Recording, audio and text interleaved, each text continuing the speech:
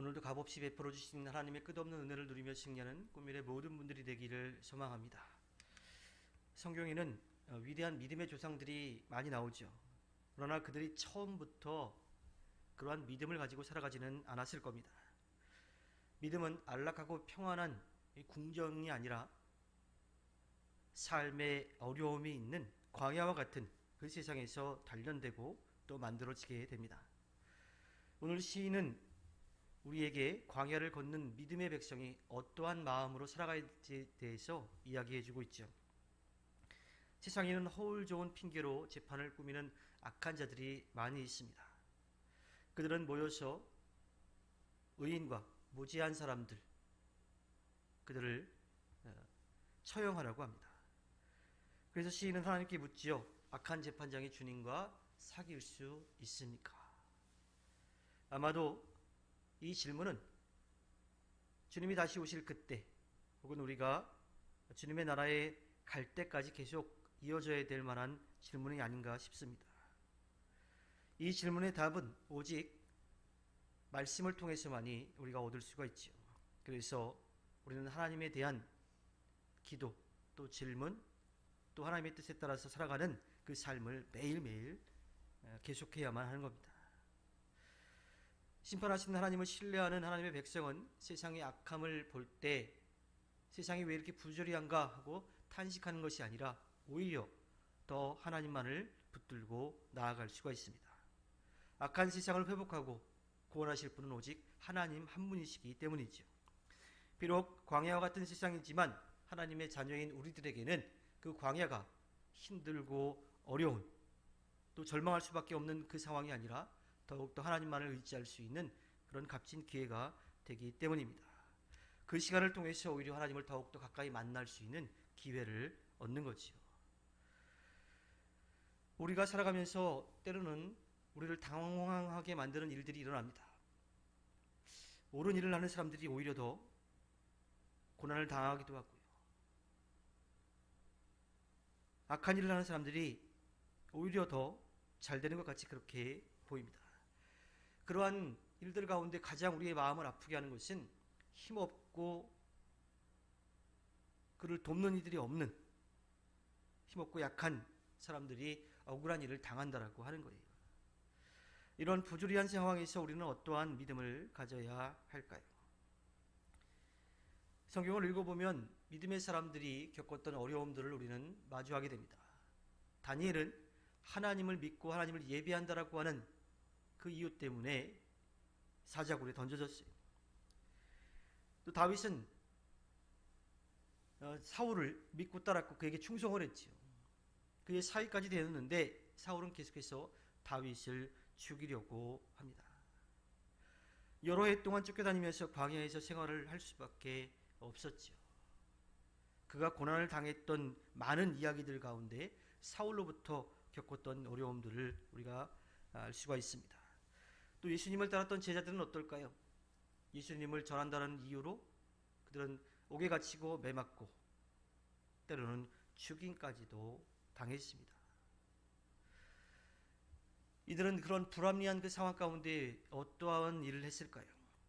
그들은 오히려 하나님을 믿고 하나님을 의지했습니다. 우리는 우리의 억울함을 하나님께 맡겨야만 합니다. 하나님께서 모든 상황을 아시고 지키시고 돌보아 주시기 때문이지요. 우리를 보호해 주실 뿐만 아니라 그 악한 일을 한 이들, 그 악인들에 대한 심판도 분명하게 행하실 겁니다. 하나님은 악인들이 들어갈 구덩이를 파시고 악행하는 자들을 치기 위해서 반드시 일어나실 것입니다. 그 심판의 때가 언제인지는 모르지만 주님이 다시 오실 그때에 분명하게 이루실 것입니다.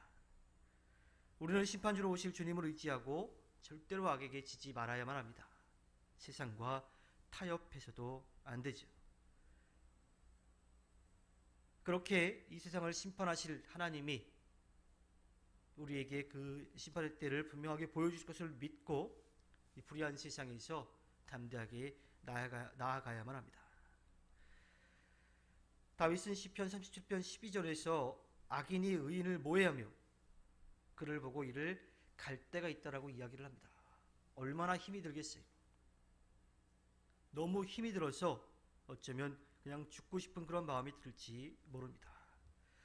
때로는 우리에게도 다윗처럼 하나님 세상이 왜 이렇습니까 하고 물음을 던지는 그런 일들을 겪게 되기도 합니다. 악한 자들로 인해 억울한 일을 당해서 답답하고 고통이 우리에게 다가올 때가 있지요. 어떤 때는 나에게 해를 가한 사람 그 얼굴만 떠올려도 잠이 오지 않는 때도 있기도 합니다. 하지만 그들의 그러한 악행은 또 우리의 억울함은 영원하지 않습니다. 그 길이와 또 크기가 사람마다 다르게 느껴질지 모르겠지만 분명히 끝이 나게 되어 있어요. 주님이 다시 오실 그때에 그들은 심판을 받을 수밖에 없는 거지요. 하나님은 악한 자들의 악한 의도와 더러운 손에서부터 우리를 지켜주십니다. 그래서 22절의 시인은 고백하지요. 주님은 나의 요새, 나의 하나님은 내가 피할 반석이시다. 하나님은 어떠한 위기의 순간에서도 우리를 지키시는 요새이시고 우리가 피할 바위이십니다. 우리의 영혼은 그분의 품 안에서 평안을 얻을 수가 있지요. 전쟁 중에 가장 안전한 곳이 어디일까요? 전쟁이 없는 평화를 찾아가는 게 가장 안전하겠지만 전쟁 가운데 있을 때 가장 안전한 것은 보호해 줄 수 있는 요새, 어떠한 공격도 막아낼 수 있는 반석이라고 하는 것을 우리는 알 수가 있습니다. 하나님이 그렇게 우리를 지켜주시는, 보호해 주시는 요새와 반석이 되어주신다고 시인은 분명하게 고백합니다. 그리고 이것은 시인의 고백뿐만이 아니라 우리의 고백이 되어야만 합니다. 왜냐하면 하나님은 바로 우리의 요새이고 우리의 피할 반석이시기 때문입니다. 힘들고 어려울 때 절망하고 낙심하는 것이 아니라 오히려 우리를 지키시고 돌보신 하나님을 믿고 의지할 때 우리는 그 하나님의 보호 아래 평안히 지낼 수가 있게 됩니다. 우리들도 이 땅에서 살아가면서 억울한 일을 당할 때가 분명히 있어요.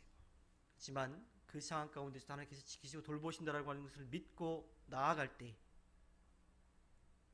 우리 보호하시는 하나님을 경험하게 될 것이고 또 우리는 다시 힘을 얻어서 하나님께서 맡기신 일들을 감당할 수 있게 될 것입니다. 우리의 피난처가 되시고 우리의 억울함을 보호해 주시는 하나님, 그 좋으신 하나님을 믿고 나아가 오늘도 승리하는 꿈 있는 미래교회 모든 분들이 되기를 주님의 이름으로 부탁드립니다. 기도하겠습니다.